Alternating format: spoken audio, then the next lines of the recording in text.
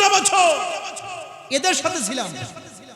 আল্লাহর কসম, আল্লাহি আল্লাহি, এই এলাকায় পশ্চিম সাতনায়, পূর্ব সাতনায়, বালাপাড়ায় এরকম হাজারো পাটা হুজুর ছিল, ঠিক কিনা বলে?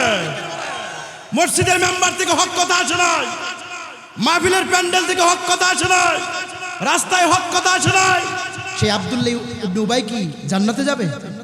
তার মতো নামাজি কি আপনি? তার মতো রোজাদার কি আপনি? মনে রাখতে হবে, আল্লাহ রাসূল রোজা ভঙ্গ করে জিহাদের ময়দানে গিয়েছেন, নামাজ তরক করে জিহাদের ময়দানে গিয়েছেন। সুতরাং এই যে নামাজের কথা, হজের কথা, যাকাতের কথা আর ইমামদের বলা লাগবে না। আল্লাহর জমিনে আল্লাহর দ্বীন যখন প্রতিষ্ঠা হয়ে যাবে, তখন অলরেডি কোরআন যখন জায়গা মতো পৌঁছে যাবে, অলরেডি নামাজ সমাজে বাস্তবায়ন হবে কি হবে না?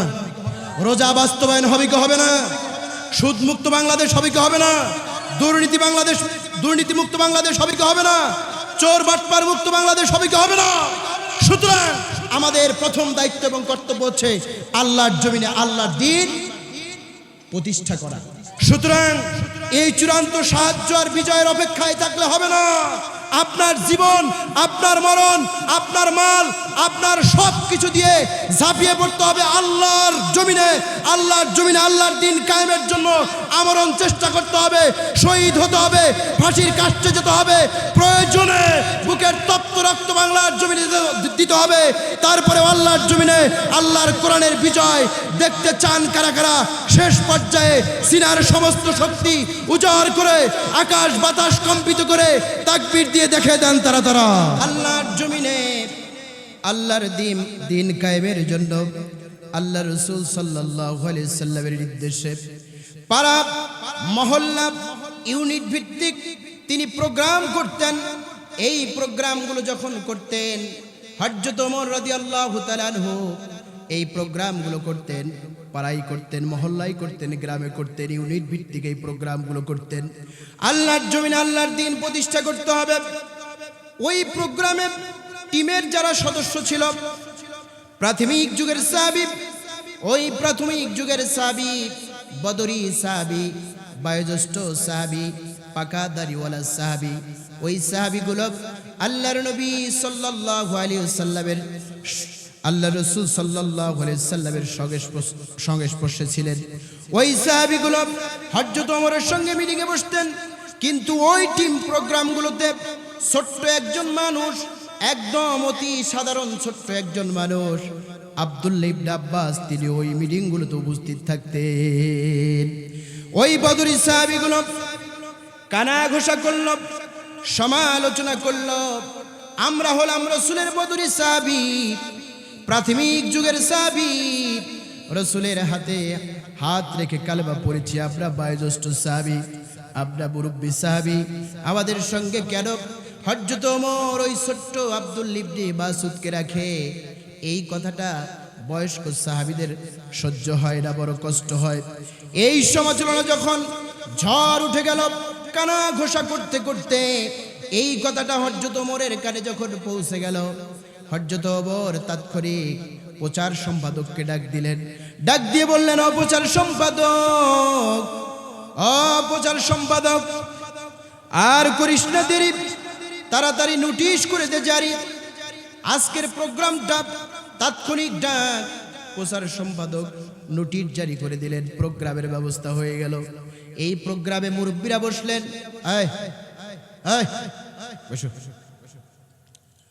এই প্রোগ্রামে বয়স্ক সাহাবীরা বসলেন। হযরত ওমর বললেন, আজকের এই প্রোগ্রামটা যে আমি ডেকেছি কারণ কি জানো কি? বলছে, সাইয়েদনা ওমর, আজকের প্রোগ্রাম কেন ডেকেছো আমরা তো জানি না। হযরত ওমর বললেন, ও সাহাবীরা, বদরি সাহাবীরা, বয়োজ্যেষ্ঠ পাকা দাড়িওয়ালা সাহাবীরা, শোনো, আজকে আমি এই প্রোগ্রামটা এই কারণেই ডেকেছি, কয়েকদিন পূর্বে আমার নবীর উপরে পরিপূর্ণ একটি সূরা নাজিল হয়েছে, সূরাতুন নাসর। এই সূরাটা আল্লাহ রাব্বুল আলামিন কেনই বা নাজিল করলেন? কারণ কি? কার কোন বদ, এই বদগুলো তোমাদের কাছ থেকে নেওয়ার জন্য আজকের এই প্রোগ্রামটা আমি ওমর ডেকেছি। হযরত ওমর বললেন, শেষ জামানার উম্মত, এই উম্মতদের জন্য এই সূরার মধ্যে কি কি মেসেজ আল্লাহ রাব্বুল আলামিন ঢুকিয়ে দিয়েছেন, মেসেজগুলা কি কি একটু বলবা? হযরত ওমর এই কথা বললেন। একজন বদরি সাহাবী দাঁড়িয়ে বলছে, ওমর ওমর ওমর, এই সূরাটা পড়ে বুঝে গবেষণা করে আমি যতটুকু উপলব্ধি করলাম, যতটুকু আমি গবেষণা করলাম, যতটুকু আমি পেয়েছি, আমার থিওরির মধ্যে যতটুকু আমার ঢুকেছে, সেটা হলো আল্লাহ রাব্বুল আলামিন এই সূরার মধ্যে तमाम পৃথিবীর মুসলমানদেরকে চূড়ান্তভাবে সাহায্য দান করবেন। সুবহানাল্লাহ বলেন। কারণ আল্লাহ রাব্বুল আলামিন আয়াতের শুরু লগ্নেই বলেছেন, ইজা জা নাসরুল্লাহ। নাসরুল্লাহ মানে হলো সাহায্য। হযরত ওমর বললেন, ও বদরি সাহাবী, হয় নাই হয় নাই হয় নাই, বসে পড়ো। এই দিক থেকে আরেকজনকে ডাক দিয়ে বলল, ও প্রাথমিক যুগের সাহাবী, আল্লাহ রাসূলের বদরি সাহাবী, বয়োজ্যেষ্ঠ সাহাবী, তুমি দাঁড়াও দেখি। তিনি দাঁড়িয়ে গেলেন। হযরত ওমর বললেন, ও বদরি সাহাবী, বয়োজ্যেষ্ঠ সাহাবী, তুমি বলো তো এই সূরার মধ্যে আল্লাহ রাব্বুল আলামিন গোপনে কি ইঙ্গিত দিয়েছেন? বদরি সাহাবী দাঁড়িয়ে গেলেন, বললেন, ও সাইয়েদনা ওমর, এই সূরাটা পড়ে বুঝে গবেষণা করে আমি যতটুকু উপলব্ধি করেছি, এই সূরার মধ্যে আল্লাহ রাব্বুল আলামিন যে গোপন ইঙ্গিতটা ঢুকিয়ে দিয়েছেন, সেটা হলো এই যে আল্লাহ রাব্বুল আলামিন तमाम পৃথিবীর মুসলমানদেরকে চূড়ান্তভাবে বিজয় দান করবেন। সুবহানাল্লাহ। নাসরুল্লাহি ওয়াল ফাত, অবশ্যই ফাত, চূড়ান্তভাবে বিজয় দান করবেন। হযরত ওমর বললেন, হয় নাই, তোমার থিওরি ঠিক হয় নাই, আসাবি হয় নাই। ওই যে পিছনের দিকে ছোট্ট একটা বালক আব্দুল্লাহ ইবনে আব্বাস, আল্লাহর নবীর আপন চাচাতো ভাই আব্দুল্লাহ ইবনে আব্বাস, রাসূল বললেন, রাসূলের আপন চাচাতো ভাই আব্দুল্লাহ ইবনে আব্বাস একদম প্রোগ্রামের শেষের দিকে বসা। হযরত ওমর বললেন, ও আব্দুল্লাহ ইবনে আব্বাস, তুমি দাঁড়িয়ে যাও। আব্দুল্লাহ ইবনে আব্বাস দাঁড়িয়ে গেলেন। যখন আব্দুল্লাহ ইবনে আব্বাস দাঁড়িয়ে গেলেন, হযরত ওমর বললেন, ও আব্দুল্লাহ ইবনে আব্বাস, তুমি বলো দেখি, আল্লাহ রাসূলের উপরে এই সূরাটা নাজিল হওয়ার কারণ কি? আর এই সূরার মধ্যে শেষ জামানার উম্মতদের জন্য কি কি মেসেজ আল্লাহ রাব্বুল আলামিন ঢুকিয়ে দিয়েছেন, বলো দেখি। আব্দুল্লাহ ইবনে আব্বাস দাঁড়িয়ে গেল। হযরত আব্দুল্লাহ ইবনে আব্বাস বলেন, হযরত ওমর, এই সূরাটা বুঝে পরে গবেষণা করে আমি যতটুকু উপলব্ধি করলাম, এই সূরার মধ্যে আল্লাহ রাব্বুল আলামিন সাহায্য আর বিজয়ের কথা বলেন নাই, বরং আল্লাহ রাব্বুল আলামিন এই সূরার মধ্যে এমন কিছু মেসেজ দিয়েছেন। এই সূরাটা পড়ে বুঝে গবেষণা করে আমি যতটুকু উপলব্ধি করলাম, আমার এই সূরার মধ্যে এমন কিছু ইঙ্গিত আল্লাহ রাব্বুল আলামিন ঢুকিয়ে দিয়েছেন, যেহেতু আল্লাহ রাসূলের উপরে এই সূরাটা অবতীর্ণ হয়েছে, পূর্ণাঙ্গভাবে অবতীর্ণ হয়েছে, আর কোন সূরা অবতীর্ণ হবে না।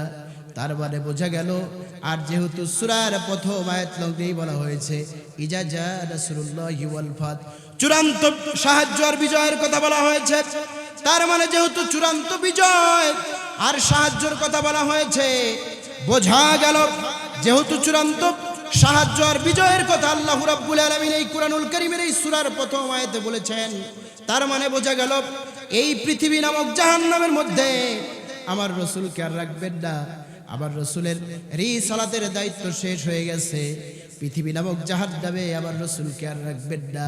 আল্লাহ রাব্বুল আলামিন আমার রাসূলকে তার দিদারে নিয়ে যাবেন। সুবহানাল্লাহ।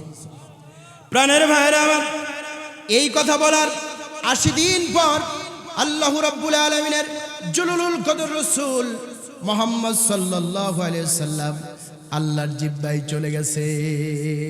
ভাইরা, হযরত ওমর বললেন, ও বদরি সাহাবী, প্রাথমিক যুগের সাহাবী, বয়োজ্যেষ্ঠ সাহাবী, আমি আব্দুল্লাহ ইবনে আব্বাসকে কেন প্রোগ্রামগুলোতে ডাকি? কারণ আব্দুল্লাহ ইবনে আব্বাসের জন্য আল্লাহর নবী দোয়া করেছেন, বলেছেন আল্লাহ আব্দুল্লাহ ইবনে আব্বাসকে তুমি কোরআনের জ্ঞান দান করো। আল্লাহ রাব্বুল আলামিন আব্দুল্লাহ ইবনে আব্বাসকে কোরআনের এত জ্ঞান দান করেছেন, আল্লাহ রাসূল বলেছেন রাইসুল মুফাসসিরিন। আব্দুল্লাহ ইবনে আব্বাসকে বলা হয় রাইসুল মুফাসসিরিন। রাইসুল মুফাসসিরিন শব্দের অর্থ হচ্ছে মুফাসসিরদের সর্দার। সুবহানাল্লাহ বলবেন না? এই পৃথিবীতে যত মুফাসসির আসবে আর যত আসছে আর যত আসবে, সমস্ত মুফাসসিরদের সর্দার হলেন আব্দুল্লাহ ইবনে আব্বাস। আল্লাহু আকবার। কেনটা কি বুঝেছো কি ভাইরা? এই আব্দুল্লাহ ইবনে আব্বাস এই কথা বললেন, তাহলে আমার কথা হচ্ছে এই সূরার মধ্যে আল্লাহ রাব্বুল আলামিন কি মেসেজ দিলেন এই শেষ জামানার উম্মতদের জন্য আমাদের জানার দরকার আছে না নাই? মানার দরকার। মানার পর আমাদের জিন্দেগিতে এটা আমল করার দরকার আছে না নাই? আছে। তাহলে তাফসীর টু তাফসীরি হবে ইনশাআল্লাহ। ভাইরা আমার, এই সূরার বাইরে আমি যাব না, গালাগালিও করব না। গালাগালি করে লাভ কি? কারণ কে কে পলাইছে এটা সবাই জানে। সুতরাং এই পালাপালি নিয়ে ওয়াজ বন্ধ করতে হবে। সঠিক তাফসীরের জ্ঞানগুলো মানুষের অন্তরের অগ্নকোষে ঢুকিয়ে দিতে হবে। ভাইরা আমার, তাহলে আল্লাহ রাসূল নাই, সাহাবা আজমাইনরা নাই, হযরত ওমর নাই, হযরত খালিদ নাই, খাব্বাব নাই, আলী নাই, কিন্তু আল্লাহ রাসূলের উত্তরসূরিরা পৃথিবীতে আছে না নাই? সুতরাং এই পৃথিবীতে যারা আছে, বাকি যে রিসালাতের দায়িত্ব, দাওয়াতি কাজ, এটা পালন করা অতীব জরুরি হচ্ছে উলামায়ে কেরামদের জন্য। ভাইরা আমার, তাহলে আসুন আমরা তাফসীরের দিকে একটু আগাই। প্রাণের ভাইরা আমার, তাহলে এই পৃথিবীতে আবু বকর নাই, ওসমান নাই, আলী নাই, হামজা নাই, আল্লাহর নবী নাই। রেখে যাওয়া যে দায়িত্বগুলো আছে আল্লাহর জমিনে, এটা বাস্তবায়ন করা এখন আলেমদের উপর ওয়াজিব হয়ে গেছে। প্রাণ প্রিয় ভাইরা আমার, আমার দেশের কোন নাপিত চুল কাটতে যদি ভুল করে এটা হয়ে যায় নতুন স্টাইল। আর আমার দেশের কোন দর্জি কাপড় কাটতে যদি ভুল করে এটা হয়ে যায় নতুন ফ্যাশন। আর আমার দেশের কোন রাজনীতিবিদ বক্তব্য দিতে গিয়ে যদি ভুল করে এটা হয়ে যায় নতুন আইন। আমার দেশের কোন শিক্ষক যদি ভুল থিওরি দেয় এটা হয়ে যায় নতুন থিওরি। আমার দেশের কোন বিজ্ঞানী যদি ভুল করে এটা হয়ে যায় নতুন উদ্ভাবন। আর আমার দেশের কোন হক্কানি আলেম ঘন্টার পর ঘন্টা বক্তৃতা দেওয়ার সময় যদি ভুল করে এটা হয়ে যায় চরম ভণ্ডামি। ঠিক কিনা বলে ভাইরা আমার? তাহলে আলেমরা কোরআন থেকে বক্তব্য দিবেন, এই কোরআন তো ভুল হতে পারে না। না একটু একটু ভুল আছে, নাউজুবিল্লাহ, ভুল আছে, সন্দেহের কোনো অবকাশ নাই। সুতরাং যেহেতু নাই, আলেমরা বক্তব্য দিয়ে এই কোরআন থেকে, সেহেতু আল্লাহ রাব্বুল আলামিন বললেন ইজা জা নাসরুল্লাহি ওয়াল ফাত, অবশ্যই আমার পক্ষ থেকে চূড়ান্ত সাহায্য আর বিজয় ওয়াদাকার আল্লাহর। কিন্তু এতটা বছর বসনিয়ার মুসলমান মার খায়, ফিলিস্তিনের মুসলমান মার খায়, বাংলার মুসলমানরা মার খায়, কাশ্মীরের মুসলমানরা মার খায়, तमाम पृथिवीर मुसलमानगुलो आजके निर्यातित निष्पिषित अपमानित पदधलित लांछित वंचित निगृहीत किन्तु ए पर्यन्त तो आमरा आल्लाहर साहाज्य एवं विजय देखि नाई। देखिछि कि एटा साधारण এই যে এখন আপনারা উন্মুক্ত স্বাধীনতা পেয়েছেন মনে করবেন না এটা চূড়ান্ত বিজয় আর চূড়ান্ত সাহায্য। যেদিন আল্লাহর কোরআন সংসদে যাবে तमाम पृथिवी आल्लाहर কোরআন দিয়ে চলবে ওই দিন আল্লাহ রাব্বুল আলামিনের পক্ষ থেকে চূড়ান্ত সাহায্য আর বিজয় আসবে আসবে। ঠিক না বলেন ভাইরা? তাহলে আসুন আল্লাহ বলেছেন ইজা জা নাসরুল্লাহি ওয়াল ফাত, আমার ওয়াদা। আল্লাহ কি মিথ্যা বলেন? বলেন না। আল্লাহ রাব্বুল আলামিন কোরআনুল কারীমের শুরু লগ্নেই বলেছেন জালিকাল কিতাবু লা রাইবা ফি।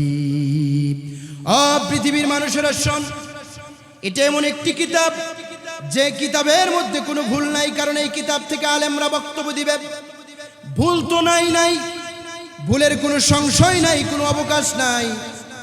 যেহেতু ভুল নাই, তাহলে আল্লাহ যে বলেছেন আমার পক্ষ থেকে সাহায্য আর বিজয় আসবে, এতেও কোনো সন্দেহ। কিন্তু বিজয় নাই কেন? এটা একটা প্রশ্ন। বিজয় পাই না কেন? কেন বিজয় নাই? এই যে এতটা বছর, এই যুগ যুগ ধরে আমরা দেখতেছি আমরা নির্যাতিত, নিষ্পেষিত, কিন্তু বিজয় কেন নাই? কারণ কি? প্রাণের ভাইয়ের আমার, প্রসিদ্ধ একটি কিতাব ফি জিলালিল কোরআন, এই কোরআনের যিনি লেখক সৈয়দ শহীদ কুতুবউদ্দিন রহমাতুল্লাহ আলাইহি, তিনি লিখেছেন, এই সূরা নাসর গবেষণা করে তিনি লিখেছেন তিনি এমন একজন লেখক ছিলেন, তিনি বাতিলের কাছে মাথা নত করে নাই, আল্লাহর জমিন আল্লাহর দ্বীন প্রতিষ্ঠার জন্য সংগ্রাম চালিয়ে গেছেন। সে কারণেই এই সাইদ কুতুবকে এত নির্যাতন করা হয়েছে, নিষ্পেষণ করা হয়েছে। সাইদ কুতুবকে শুধু তাই নয়, জেলখানার মধ্যে রাখা হলো, পাগল কুকুরগুলো লেলিয়ে দেওয়া হলো, কিন্তু কুকুর তাকে কামড়ায় না। কয়েকদিন পর কুকুরগুলো তার পোষ মেনে গেল। ভাইরা আমার, শেষ পর্যায়ে পর্যন্ত জেলাররা দেখলো কুকুরও তার পোষ মেনে গেছে, কি করা যায়? তখন এই সাইদ কুতুব রহমাতুল্লাহ আলাইহিকে দিবালোকে ফাঁসির কাস্টে ঝুলিয়ে হত্যা করা হয়েছে, কিন্তু তিনি বাতিলের কাছে যাররা পরিমাণ পর্যন্ত নত হয় নাই। এই সাইদ কুতুবউদ্দিন রহমাতুল্লাহ আলাইহি তিনি প্রসিদ্ধ তাফসীর ফি জিলালিল কোরআন লিখেছেন, এই পৃথিবীর মানুষগুলো সাহায্য কেন পায় না, বিজয় কেন পায় না, তার মাত্র দুটো কারণ। ভাইরা আমার, সেই দুটো কারণের দিকে আমরা যেতে চাই। এক নম্বরে হলো পৃথিবীর মানুষগুলি এখনো মুমিন হতে পারে নাই, আর দুই নম্বর কারণ হলো আল্লাহর জমিনে আল্লাহর দ্বীন প্রতিষ্ঠার জন্য সংগ্রাম আর চেষ্টা তারা করে নাই। কারণ কয়টা ভাইরা আমার? তাহলে এই সূরার মধ্যে কারণ হলো দুইটা, কেন সাহায্য পাই না। আল্লাহ মিথ্যা বলেন না রে ভাই, আল্লাহ মিথ্যা বলেন না। তাহলে আল্লাহর কথা সত্যি যদি হয়, সাহায্য না পাওয়ার কারণ হলো এক নাম্বার আমরা মুমিন হতে পারি নাই, দুই নাম্বার হলো আল্লাহর জমিনে আল্লাহর দ্বীন কায়েমের জন্য চেষ্টা আমরা করি না। ঠিক কিনা বলেন ভাইরা আমার? আসুন ভাই, উঠতেছেন কেন? মা বোন, আপনাই দেশের ইতিপূর্বে ছিলেন গুরু, কারণ রান্নাঘর থেকে শুরু করে নিয়ে সংসদ ভবন পর্যন্ত আপনাদের নেতৃত্ব ছিল। আপনারাই ছিলেন দেশের গুরু, আপনাদেরকে নিয়েই করবো একটু পর আমার শুরু। কারণ সস্তার চাইতে দস্তা, বস্তার চাইতে ভারী বাংলাদেশের নারী, তাদের কথা না বলে কি আমি পারি? ইনশাল্লাহ কথা হবে। ভাইরা আমার, আল্লাহ রাব্বুল আলামিন তাহলে এই দুটো বিষয়, এক নম্বরে আমাদের মুমিন হতে হবে, আর দুই নম্বরে আল্লাহর জমিন আল্লাহর দ্বীন প্রতিষ্ঠা করতে হবে। এখন আমরা সকলেই এই আয়াতের একটু সরল তর্জমা শুনি। আল্লাহ রাব্বুল আলামিন বলছেন, ইযা জাআ নাসরুল্লাহি ওয়াল ফাত, আল্লাহ বলেন, ও বান্দা, আমি তোমাদেরকে চূড়ান্তভাবে সাহায্য, ওয়াল ফাত এবং বিজয় দান করব বলে। আল্লাহু আকবার।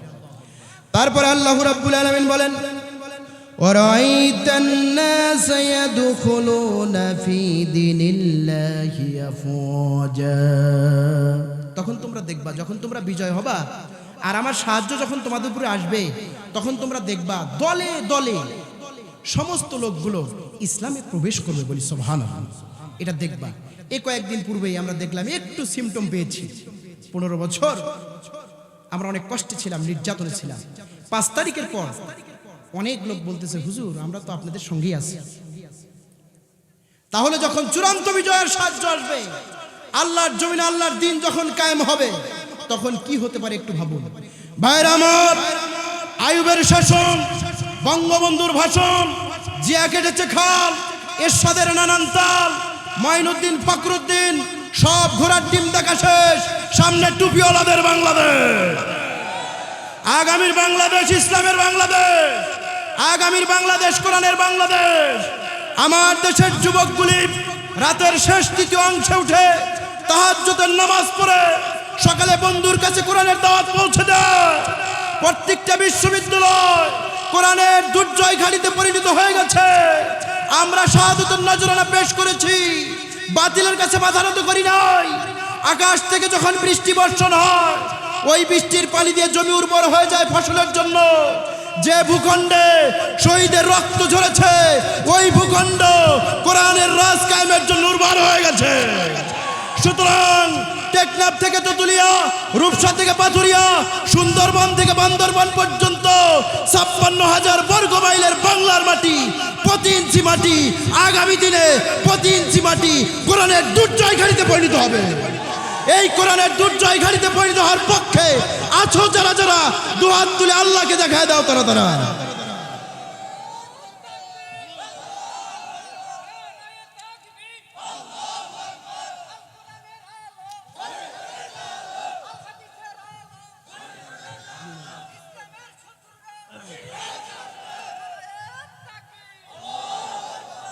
বাইরামত তাহলে আসুন, তাহলে এই যে আল্লাহ তারপরে কি বললেন, ফাসাব্বি তুমি শুকরিয়া আদায় করবা, বিহামদি কি করবা, তাসবিহ পড়বা, ওয়াস্তাগফির তওবা করবা, তারপরে হচ্ছে ওয়াস্তাগফির ফাসাব্বি বিহামদি রাব্বিকা ওয়াস্তাগফির ইন্নাহু কানা তাওয়াবা, নিশ্চয় আল্লাহ তওবা কবুলকারী, বলি সুবহানাল্লাহ।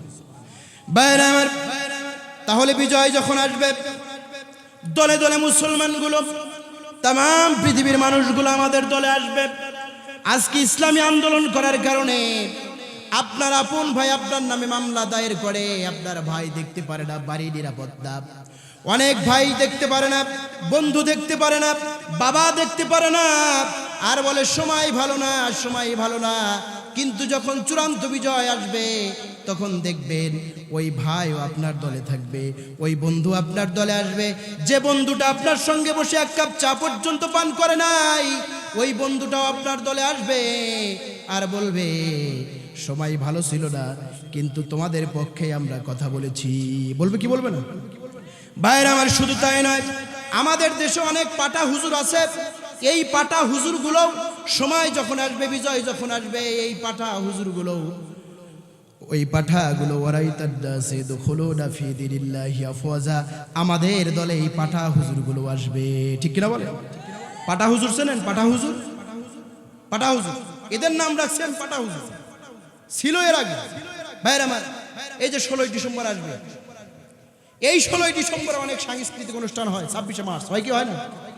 এই সাংস্কৃতিক অনুষ্ঠানে অনেক খেলাধুলা হয়। এখন এখানে তারা নিয়ত করলো যে এবার আমরা একটা অন্য ধর্মী একটা খেলা দেব। কি খেলা?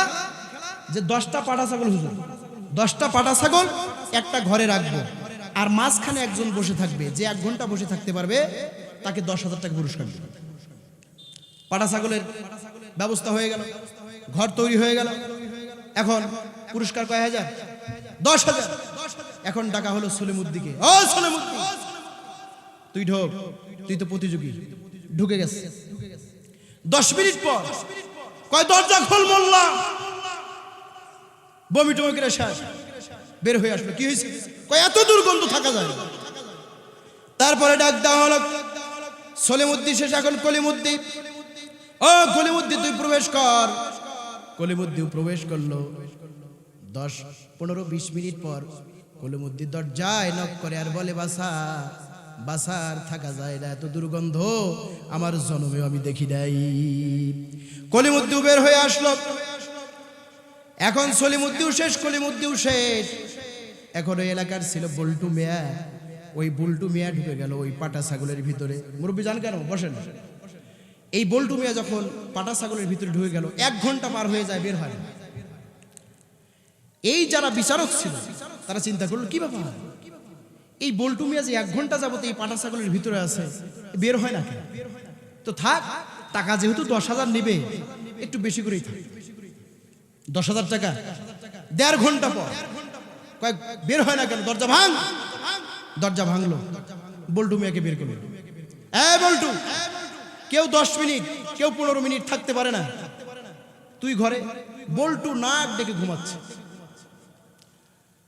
তুই এই এত সময়, 1.5 ঘন্টার সময় কেমনে থাকলি?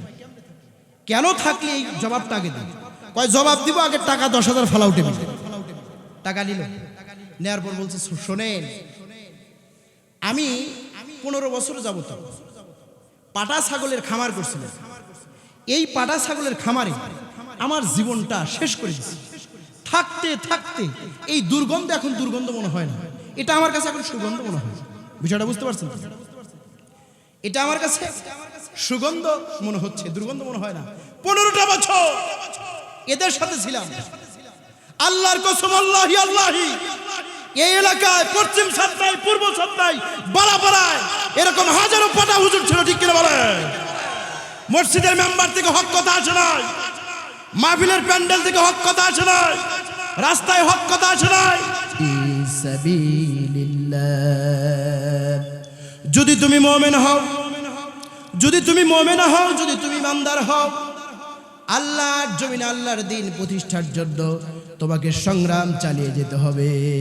পরিচয় কার?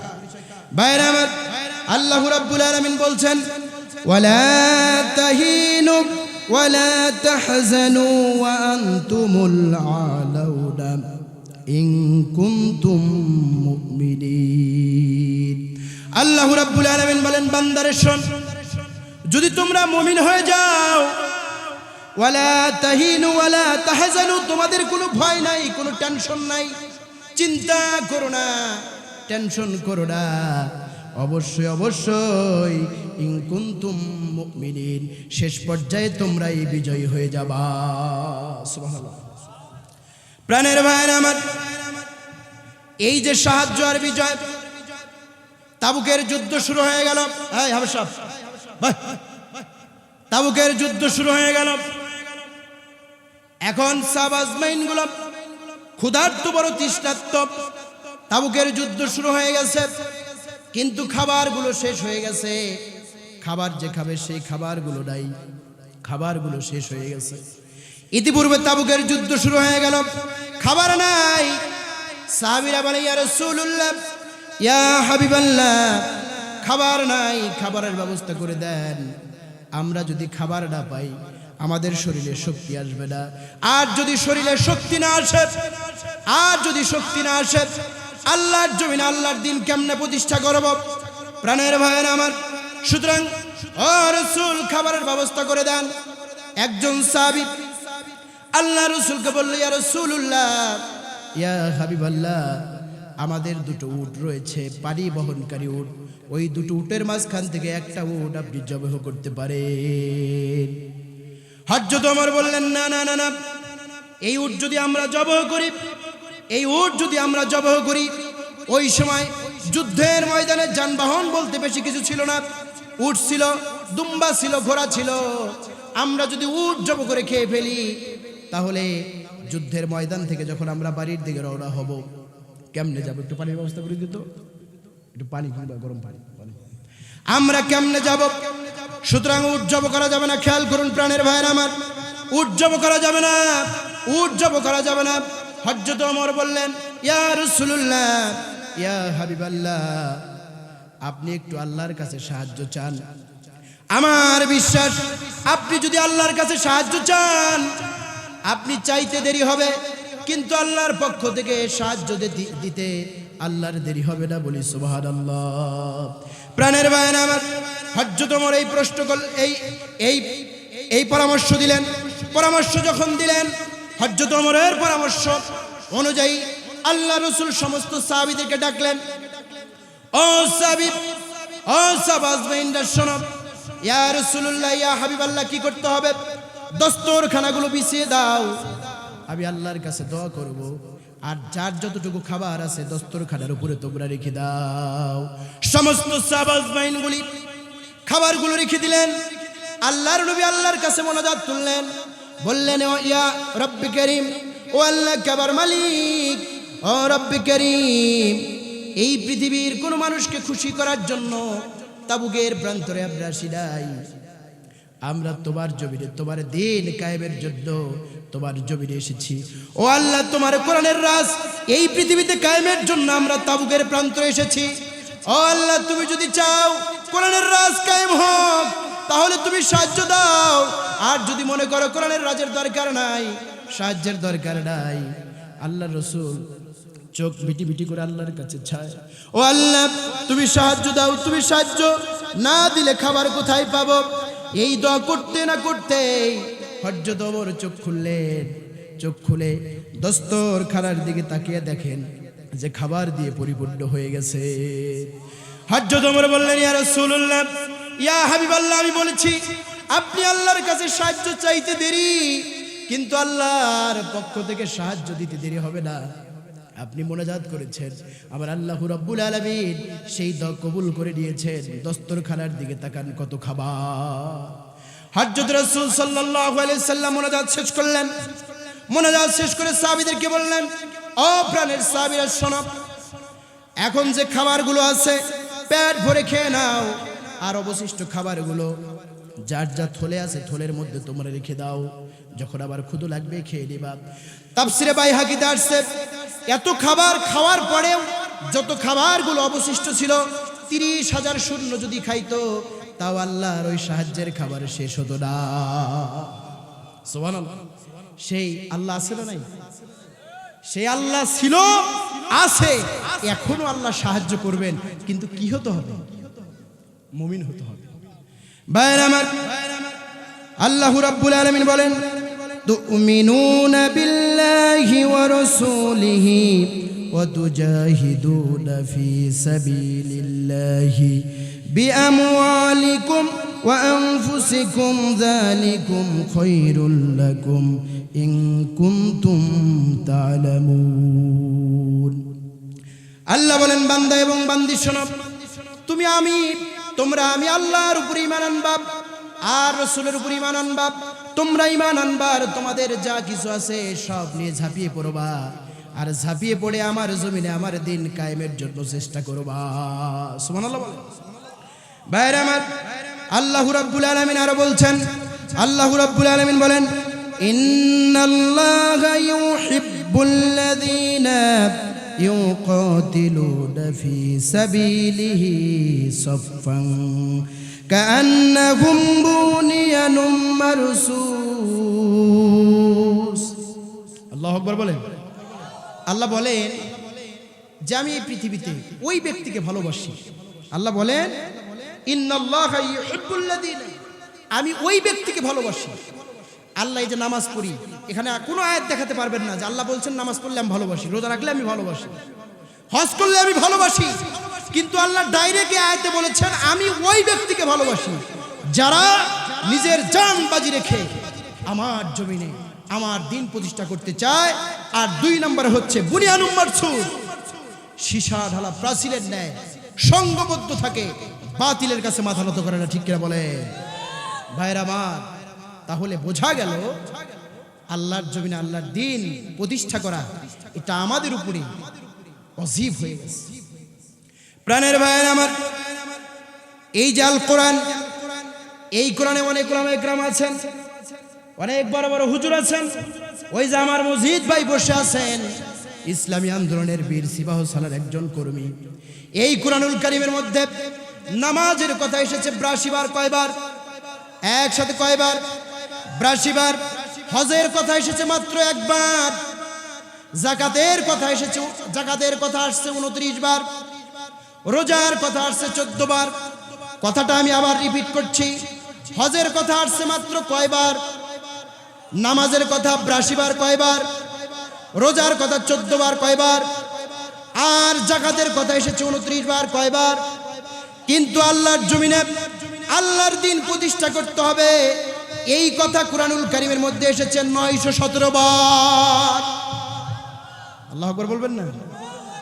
তাহলে রোজার কথা 14 বার, নামাজের কথা 82 বার, হজের কথা 1 বার, যাকাতের কথা 29 বার, আর আল্লাহর জমিনে আল্লাহর দিন কায়েম করতে হবে এই কথা কুরআনুল কারীমের মধ্যে এসেছে 917 বার। চিল্লায়া বলেন আল্লাহু আকবার। কিন্তু এটা আমরা অনেকেই মেনে নিতে চাই না। একটা গল্প বলি। ছোট ছেলে আছে না বাড়িতে? অনেকে আছে। এদের যদি এরা অসুস্থ হয়েছে, 5 বছর বয়স, ডাক্তার এদের জন্য কিন্তু আপনার ক্যাপসুল লেখেন, সরল পদার্থ জাতীয়, তরল পদার্থ জাতীয় যে সিরাপগুলো রয়েছে এগুলো লেখে। ঠিক কিনা বলেন? এই বাচ্চাদের একটা বদ অভ্যাস, ঘুম থেকে উঠেই বলে, আম্মু আব্বু বাজার থেকে আমার জন্য কি নিয়ে আসছে, বলে কি বলে না? বলে। এই বাচ্চার হয়েছে ডায়রিয়া, খেয়াল করবেন, এই বাচ্চার হয়েছে ডায়রিয়া। ডাক্তার ক্যাপসুল লিখে দিয়েছে যে ক্যাপসুল খাইলে ডায়রিয়া ভালো হবে, নসেদ ডায়রিয়া ভালো হবে না। এখন এই বাচ্চা কিন্তু ক্যাপসুল খেতে চায় না, কয় আম্মু এটা খাবো না তো, ওই যে তরল পদার্থ জাতীয় যে ওষুধ আছে সেটা আমাকে দাও, আমি এগুলো খাবো না। কিন্তু ডাক্তার লিখেছে ক্যাপসুল না খাইলে, ক্যাপসুল না খাইলে কি ভালো হবে না? কি ভালো হবে না? ডায়রিয়া ভালো হবে না। ভাইরা আমার, এই বাচ্চা কিন্তু ক্যাপসুল খেতে চায়। সকালবেলা ঘুম থেকে উঠেই কিন্তু বাচ্চা বলে আম্মু, বেদবি করলাম, আম্মু আব্বু বাজার থেকে কি নিয়ে আসছে, বলছে এক এক দিন এক একটা নিয়ে যায়, আপনারা যারা বাবা আছেন নিয়ে যায় কি যায় না? তো ওই দিন বাবা মিষ্টি নিয়ে আসছে, আমি সংক্ষেপে বলছি। মা বুদ্ধি করে একটা প্যারাসিটামল, একটা ক্যাপসুল খুলে চামচের আগা দিয়ে মিষ্টির ভিতরে ঢুকায় দিয়েছে। কি করেছে? ঢুকিয়ে দিয়েছে। মা চিন্তা করলো কাজ হয় না, আজকে কাজ হবে। ওর বাবাকে বলবো প্রতিদিন যাতে 3টা করে মিষ্টি নিয়ে আসে, সকালে 1টার ভিতরে ঢুকায় দিব, দুপুরে 1টার ভিতরে, রাত্রে 1টার ভিতরে। বাইরে আমার মিষ্টিও খাওয়া হবে, অসুখও ভালো হবে।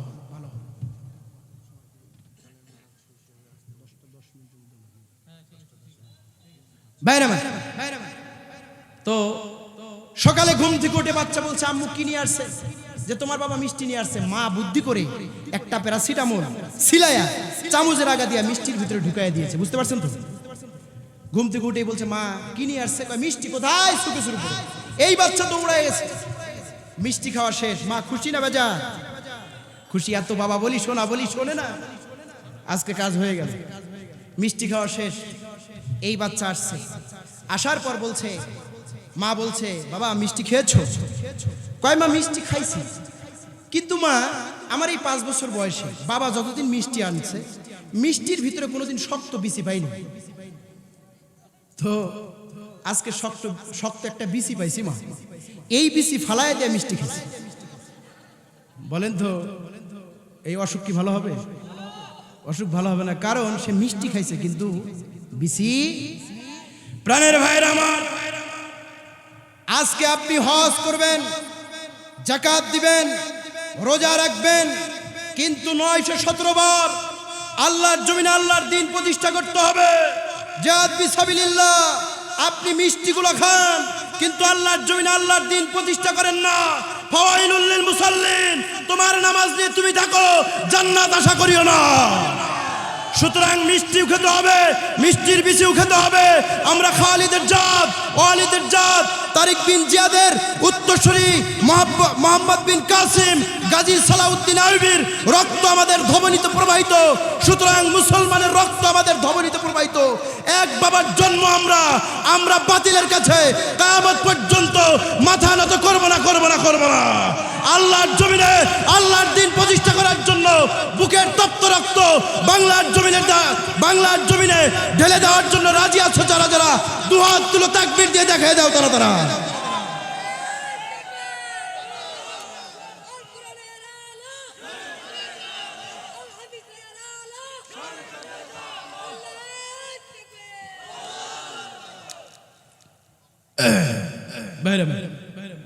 তাহলে আমাদেরকে মুমিন হতে হবে। কি হতে হবে?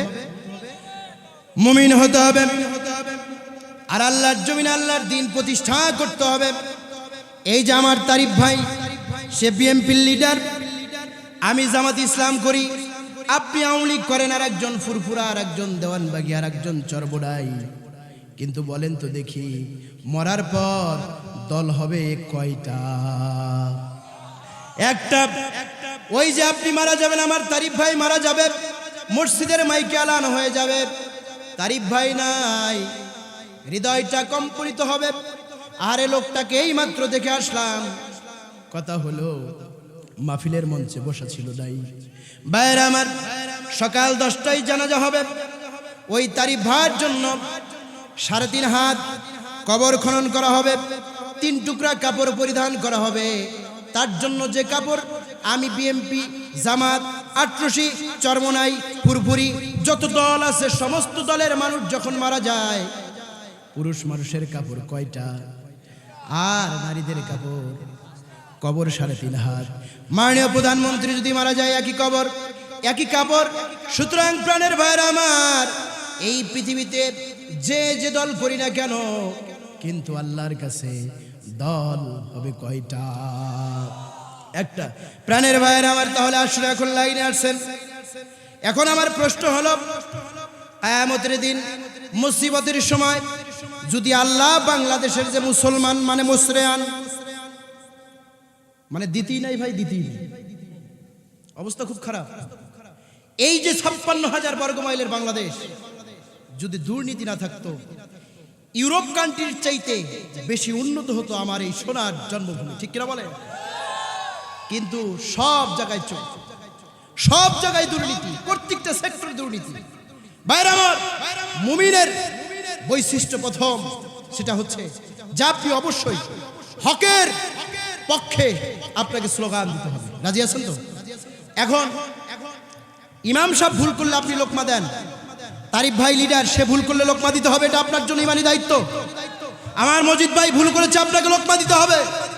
এখন ওই যে নাদাং সাদাং পাইছেন আর খালি লোকমা দেন, বড় বাপের নেতারাও যদি ভুল করে লোকমা দিতে হবে, কারণ সে ওই এলাকার হচ্ছে ইমাম, ঠিক কিনা বলেন? ভাইয়ের আমার, প্রশাসন আসবে আপনার বাড়িতে মামলা রেকর্ড করার জন্য, 1 টাকা দিবেন না। আপনি হয়তো জানেন না, একজনের সাইকে 6,000 টাকা তেলের বিল দেওয়া হয় প্রতি মাসে। প্রত্যেকটা মামলার জন্য তাকে 300 টাকা দেওয়া হয়। আবার বাড়িতে আসলে টাকা চাবে যখন, ঝাড়ু পেটা করবেন তখন কোনো কুত্তা পুলিশকে টাকা দেওয়া হবে না। এই বাংলার জমিন স্বাধীন হয়েছে, অচিরেই কোরআনের দুর্জয় ঘাড়িতে পরিণত হয়ে যাবে। সুতরাং ভাইয়ের আমার, হকের পক্ষে আমাকে আপনাকে সোচ্চার হতে হবে। ভাইয়ের আমার, তাহলে এই যে বাংলাদেশের মুসলমান মানে মুসরেয়ান, ভাইয়ের আমার, কিয়ামতের দিন মুসিবতের সময় আমার আল্লাহ রাব্বুল আলামিন যদি বাংলাদেশের মুসলমানদেরকে জান্নাত দেয়, তাহলে এই বাংলাদেশের মুসলমানগুলি আল্লাহর কাছে বলবে, আল্লাহ এটা তোমার কোন বিচার, এটা তোমার কোন বিচার? কারণ ও আল্লাহ, এই যে লম্বা টুপি, লম্বা পাগড়ি, সেই সুন্দর চেহারা, আর লম্বা লম্বা দাড়ি, আর 5 ওয়াক্ত নামাজ, এইটা দেখে তুমি বাংলাদেশের মানুষকে জান্নাত দিলা। আর যে জান্নাতের জন্য হুনাইনের প্রান্তরে, বদরের প্রান্তরে, উহুদের প্রান্তরে মাসের পর মাস, বছরের পর বছর কত কষ্ট সহ্য করলাম, স্ত্রী হারালাম, সন্তান হারালাম, পঙ্গুত্ব বরণ করলাম, কত সাথী ও বন্ধুগণ জীবন দিল, ফাঁসির কাস্টে ঝুললো, এর বিনিময়ে তুমি দিয়েছো আমাদেরকে জান্নাত। আর বাংলাদেশের মুসলমান লম্বা টুপি, দাড়ি আর পাগড়ি দেখে তুমি জান্নাত দাও, আল্লাহ এটা তোমার কোন বিচার? ভাইরা আমার, সুতরাং লম্বা দাড়ি আর জুব্বা আর পাগড়ি আপনার আব্দুল্লাহ ইবনে উবাই ছিল কি ছিল না? সেই আব্দুল্লাহ ইবনে উবাই কি জান্নাতে যাবে? তার মতো নামাজি কি আপনি? তার মতো রোজাদার কি আপনি? মনে রাখতে হবে, আল্লাহ রাসূল রোজা ভঙ্গ করে জিহাদের ময়দানে গিয়েছেন, নামাজ তরক করে জিহাদের ময়দানে গিয়েছেন। সুতরাং এই যে নামাজের কথা, হজের কথা, যাকাতের কথা আর ইমামদের বলা লাগবে না। আল্লাহর জমিনে আল্লাহর দ্বীন যখন প্রতিষ্ঠা হয়ে যাবে, তখন অলরেডি কোরআন যখন জায়গা মতো পৌঁছে যাবে, অলরেডি নামাজ সমাজে বাস্তবায়ন হবে কি হবে না? রোজা বাস্তবায়ন হবে কি হবে না? সুদ মুক্ত বাংলাদেশ হবে কি হবে না? দুর্নীতি মুক্ত বাংলাদেশ হবে কি হবে না? চোর বাটপার মুক্ত বাংলাদেশ হবে কি হবে না? সুতরাং আমাদের প্রথম দায়িত্ব এবং কর্তব্য হচ্ছে আল্লাহর জমিনে আল্লাহর দ্বীন প্রতিষ্ঠা করা। এটাই যদি করতে পারেন, তাহলে ইজাজা আনাসরুল্লাহি ওয়াল ফাত, আমার পক্ষ থেকে চূড়ান্ত সাহায্য আর বিজয় আমি আল্লাহ তোমাদেরকে দান করবো বলি সুবহানাল্লাহ। তাহলে বিষয়টা ক্লিয়ার? ভাইরা আমার, বিষয়টা কি ক্লিয়ার হয়েছেন? তাহলে আল্লাহ বলেছেন ইজাজা আনাসরুল্লাহি ওয়াল ফাত, আমি তোমাদেরকে চূড়ান্ত সাহায্য এবং বিজয় দিব। কিন্তু বিজয় এখনো আসে নাই, কারণ আমরা মুমিন হতে পারি নাই। 2 নাম্বার হচ্ছে আল্লাহর জমিনে আল্লাহর দ্বীন প্রতিষ্ঠার জন্য আমরা সংগ্রাম করি নাই, করিও। আমি আপনাদেরকে উদারত আহ্বান জানাবো, আল্লাহর জমিনে আল্লাহর দ্বীন প্রতিষ্ঠার জন্য সংগ্রাম চালিয়ে যেতে হবে। ভাইয়ের আমার, আসুন আমরা সমস্ত ভেদাভেদ ভুলে যে আল্লাহর জমিনে আল্লাহর রাজ কায়েম করি। একটা বার যাতে আমার সেই মুনি আমাদেরকে কোরআনের রাজ, কোরআনের সমাজ ব্যবস্থা যাতে আল্লাহ আমাদের এই দুই নয়নে দেখার তৌফিক দান করে বলে আমিন। ভাইয়ের আমার, আসুন আমরা সকলেই সেই মহান মুনিবের কাছে সবসময় প্রার্থনা করবো, ইস্তেগফার করবো। আল্লাহ তওবা কবুলকারী, অবশ্যই আমাদের তওবা কবুল করবেন। এবং আমরা যদি সহি হই, আল্লাহর জমিনে আল্লাহর দিন অচিরেই দুর্জয় ঘাটিতে পরিণত হবে, যাররা পরিমাণ সন্দেহের কোনো অবকাশ। ভাইয়ের আমার, সময় যেহেতু অল্প, তাহলে আমি আলোচনার যে বিষয়টা বললাম, নাসরুল্লাহি ওয়াল ফাত, আল্লাহর জমিনে আল্লাহর দিন প্রতিষ্ঠিত হবে ওই দিন। এই পৃথিবীর মানুষগুলো মুমিন হবে যেদিন। আর 2 নম্বরে হচ্ছে আল্লাহর জমিনে আল্লাহর দিন প্রতিষ্ঠা করবে এবং সংগ্রাম এবং চেষ্টা চালাবে যতদিন। ঠিক কিনা বলে? তাহলে 1 নম্বরে মুমিন হয়ে যান। 1 নম্বরে কি হয়ে যান? মুমিন হয়ে যান। মুমিনের গুণাবলী নিয়ে কথা বলতে গেলে অনেক দরকার, সময়ের দরকার। আশেপাশে প্রোগ্রাম হলে মুমিনের যে বৈশিষ্ট্য এবং গুণাবলীগুলো রয়েছে সে বিষয়গুলো নিয়ে আমি কথা বলবো ইনশাআল্লাহ। ভাইয়ের আমার, আশেপাশে কয়েকটা প্রোগ্রাম রয়েছে, দূরে আপনারা যেতে পারবেন না। প্রাণের ভাইয়ের আমার, তাহলে আসুন এখন মা বোনদের জন্য কিছু বলতে বলেছে। বিশেষ বক্তার অনেক চাপ থাকে, কালেকশন করো, মা বোনদের জন্য কিছু বলো, অনেক চাপ। এখন মা বোনদের জন্য কিছু বলবো। মা, আপনাদের 4টা আমলের কথা আমি বলবো। এই 4টা আমল করবেন, ফাতা খলাল জান্নাহ, আল্লাহ আপনাদের বিনা হিসাবে জান্নাত দেবে। বলি সুবহানাল্লাহ। 1 নম্বরে মা, আপনি 5 ওয়াক্ত নামাজ পড়ে। ভাই ওঠেন কেন? 5 ওয়াক্ত নামাজ পড়বেন। মা কি করবে? 5 ওয়াক্ত নামাজ, রমজানের রোজা। তারপরে হচ্ছে 3 নাম্বার হচ্ছে স্বামীর খেদমত। কি? স্বামীর খেদমত। কিন্তু আমাদের মা বোনগুলা স্বামীর খেদমত করতে চায় না। চাই কি? স্বামীর খেদমত তো করেই না। এমন ডাঙ্গায় বউ ডাঙ্গায় স্বামীকে, এমন ডাঙ্গায় হাগি ফেলায়। ঠিক আছে না ভাইরা আমার? আবার পুরুষ মানুষও আছে এমন ভাবে বউ ডাঙ্গায়, ওই বেচ্চাও হাগি ফেলে। এরকম ডাঙ্গাডাঙ্গি ভাই ইসলাম নাজায়েজ করেছে। আপনি এত বীর, আপনি বাইরে পারেন না, আর ওই যে অবলা একটা নারী, তার উপরে এই নির্যাতন চালান, আপনি কেমন পুরুষ? আপনি হিজলা হয়ে যান। প্রাণের ভাইয়ের আমার, ও মা, স্বামীর খেদমত করবা। কিন্তু আজকের মা বোনেরা স্বামীর খেদমত করতে চায় না। ওই যে বাবাজি, ওই যে আমার ভাই, সারাদিন কর্মক্লান্ত শ্রান্ত দেহ মন নিয়ে বাসায় আসে। এই যে আমাদের মাহফিলের পরম অতিথি আমার রফিকুল ইসলাম সোহাগ ভাই, লেখালেখি করে, কাজী মানুষ, সারাদিন লেখালেখির পর বাড়িতে আসছে। এসে ভাবিকে ডাক দিয়ে বলছো, প্রাণের স্ত্রী, ও গিন্নি কোথায় আছো? এই তো রান্নাঘরে।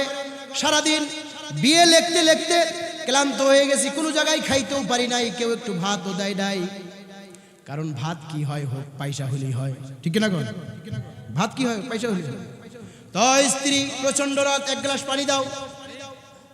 এখন ওই যে রান্নাঘরে কুত্তা আর বিলাই আপনার এই গ্লাসটা যে লেট পাঠাইছে মাটি দিয়া ভর্তি, সেই গ্লাসে করে পানি নিয়ে কয় খাও।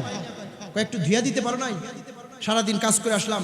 কয় কাজ কি তুমি শুধু একলাই করো? আমি কি করি না? আমি কি বসে বসে ভাত খাই? শেষ হইলো আমার সংসার, তোমার সাথে বিয়ে হয়ে আমার জীবনটা শেষ। ভাইরা আমার, কিন্তু ওই যে ব্যাংকের অফিসার যখন আসে মা, তখন ওই যে বলে, আপা আসসালামু আলাইকুম। আসসালাম। আভা 1 গ্লাস পানি খাওয়া। সুকেসের মধ্যে সবচেয়ে দামি যে গ্লাসটা, ওই গ্লাসটা বের করে হুইল পাউডার দিয়ে আবার কয়েকবার ঘষার পর দেখে গন্ধ টন্ধ আসে না নাই, সঙ্গার পর ওইটার মধ্যে ওই অফিসারকে পানি দেয়। কথা বলেন ঠিক না? ঠিক। স্বামীকে সালাম দেন না বছরে 1 বার? আজকে আমলটা করবেন। বাড়িতে যাওয়ার পর স্ত্রীকে সালাম দিবেন না? কারা কারা হাত তোলেন তো?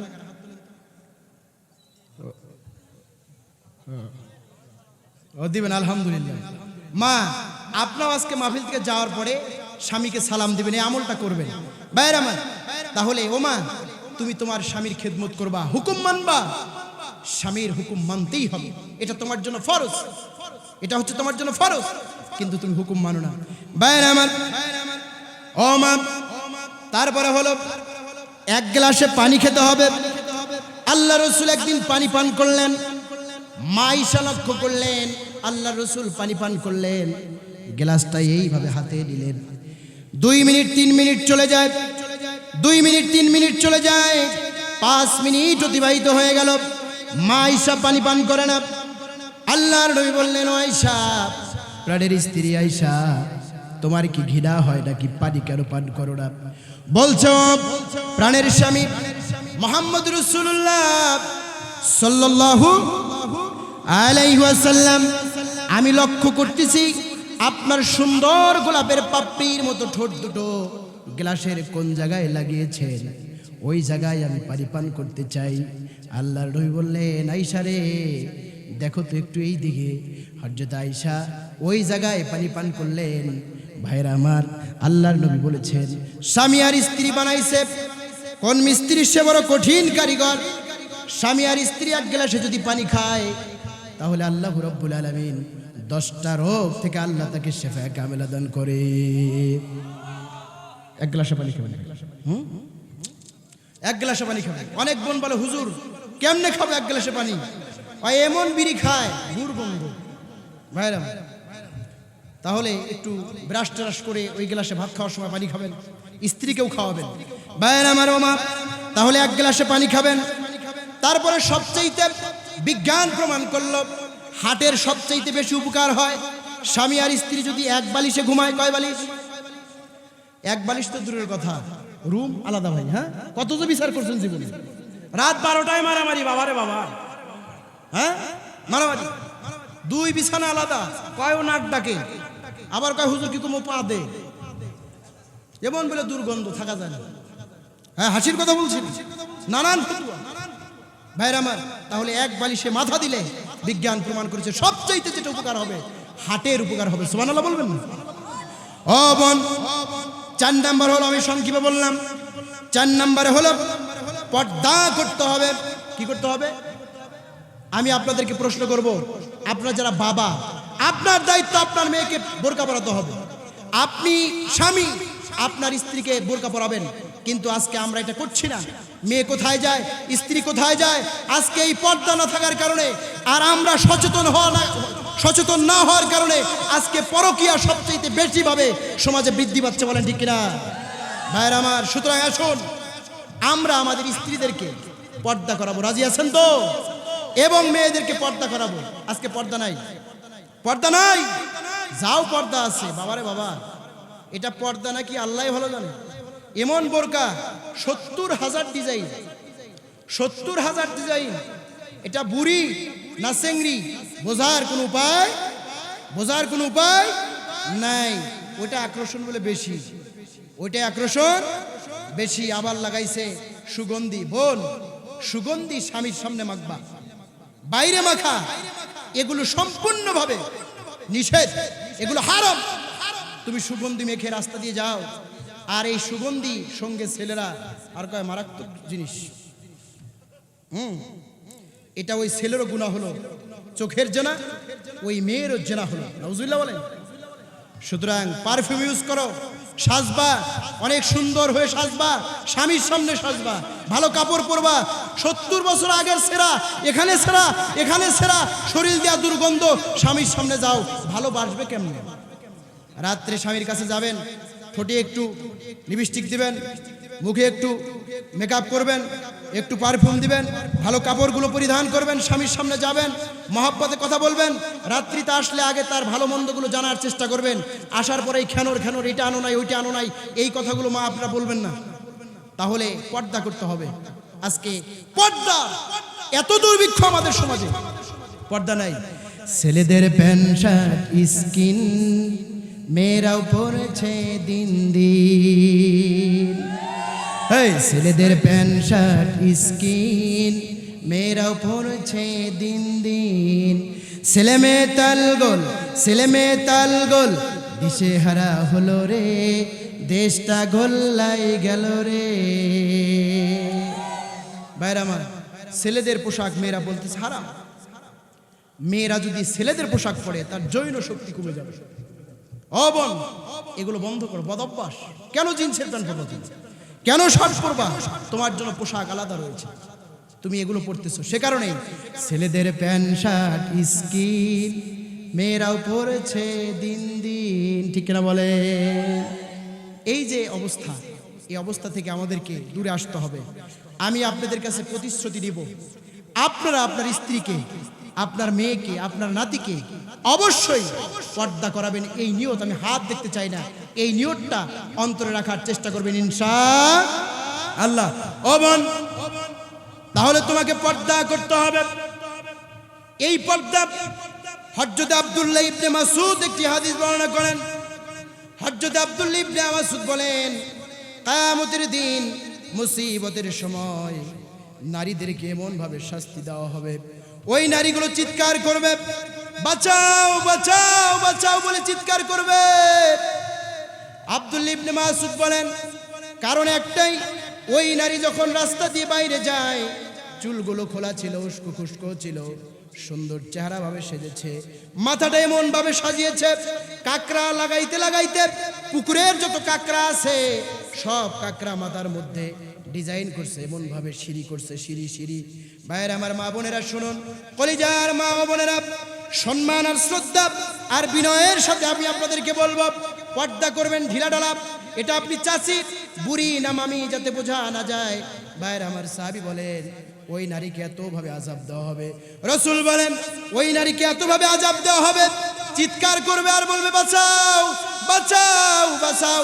জিহ্বার মধ্যে এই যে বর্ষি আছে, বর্ষি, এর চাইতেও আগুনের বর্ষিগুলো জিহ্বার মধ্যে লাগিয়ে দেওয়া হবে, লজ্জা স্থানে লাগিয়ে দেওয়া হবে, পায়ের মধ্যে লাগিয়ে দেওয়া হবে, নিচে থাকবে কালো আগুন, কালো আগুন থাকবে, উপর থেকে ঝুলিয়ে দেওয়া হবে। ও বোন, তাহলে বোঝো তো দেখি ওই দিন তোমার কোন অবস্থা হবে, ঠিক না বলে? আব্দুল্লাহ ইবনে মাসউদ বলেন, শুধু তাই নয়, রাহুল বুখারী একটি হাদিস, মান সাদ্দা ইলান নিসাব, মান সাদ্দা ইলান নিসাব আউদুল্লাহু আলান নিসাব। ওই সমস্ত নারী, তাদেরকেও শাস্তি দেওয়া হবে, প্রতিটি চুল কণার মধ্যে আগুনের শিখাগুলো জ্বালিয়ে দেওয়া হবে।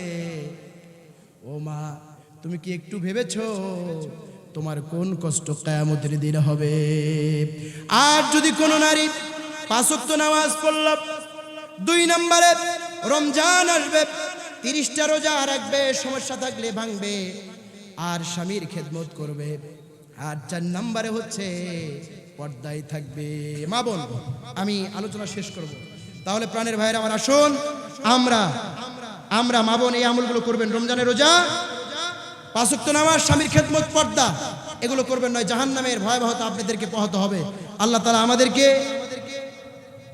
এর উপরে আমল করার তৌফিক দান করুক বলে আমিন। ভাইরা আমার, সর্বোপরি আমরা আমাদের জীবনটা ইসলামের জন্য বাজি রাখতে চাই। যে সূরা থেকে আমি তো কথা বলেছি, অবশ্যই চূড়ান্ত বিজয়, সাহায্য আল্লাহর পক্ষ থেকে আসবে, আসবে কি আসবে না?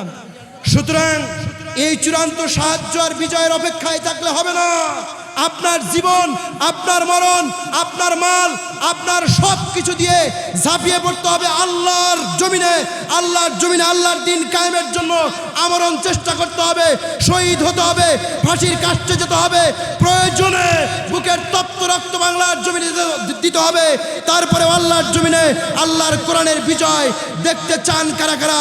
শেষ পর্যায়ে সিনার সমস্ত শক্তি উজাড় করে, আকাশ বাতাস কম্পিত করে তাকবীর দিয়ে দেখে দেন তারা।